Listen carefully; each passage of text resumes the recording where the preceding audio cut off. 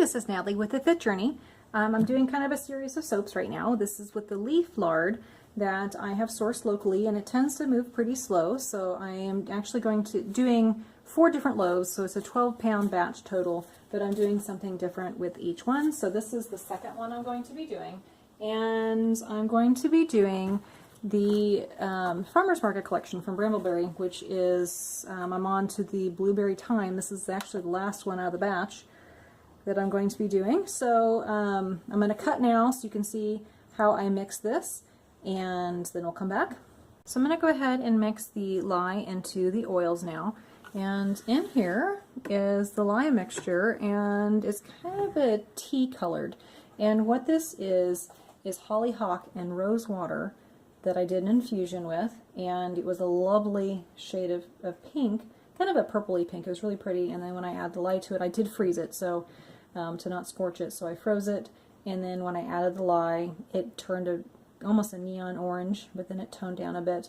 And I used this last summer, and it did not discolor the soap any. So we're going to go ahead and get started with this, and then we'll divide it out. Okay, I'm going to go ahead and measure in the fragrance oil. It says that discolors to ivory and it behaves well in cold processed soap. So I'm going to go ahead and put that in. I need 2 ounces, and I have one of these, and I have a little sampler. It says 1.75 ounces, but sometimes they overfill them, which is awesome because you get a little bit for free. So I'm at 1.98, so I'm actually going to stop right there, mix that in. And I'm going to be using this one right here that's at an angle. And I'm going to use indigo. I have a olive green mica, and then I have some gray mica that I'm going to be using as well. So I'm going to do the indigo first. Oh, it smells good. I'm going to do the indigo first, and then I'm going to pour a layer along the side. Let that harden a little bit, and then I'm going to dust it with the gray mica. And then I'm going to do the swirls of the plain. I'm going to go ahead and put some titanium dioxide to whiten it up a bit, because it does say it discolors too. I think it's ivory. And then do the blue and then the green in there. And then I have some thyme, since it's blueberry thyme, that I'm going to put on the top with that.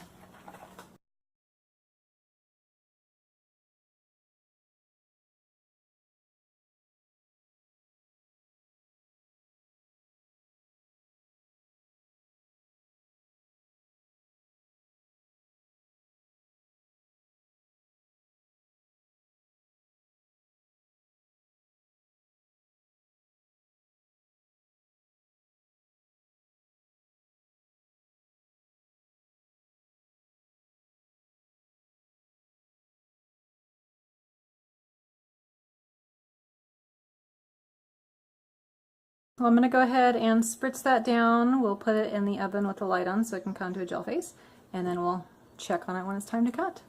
We're back, and it's actually a few days later. I had some stuff going on over the weekend, so we were out of town, but we're going to go ahead and cut this one. This is the Blueberry Thyme, and the colors are pretty fun. Didn't get quite as much of a blue with the indigo, however that will change as it continues to cure.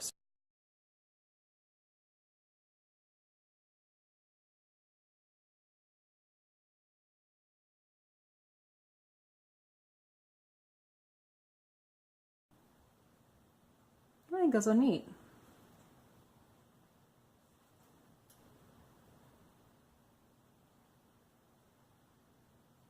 And with these, I was trying to get a different look for every single bar, so I'm definitely getting that. There we go. Cool. All right, so I'll go ahead and trim up the sides, stamp them, and put them on the racks. So we'll come back for a final look. And they do smell really good.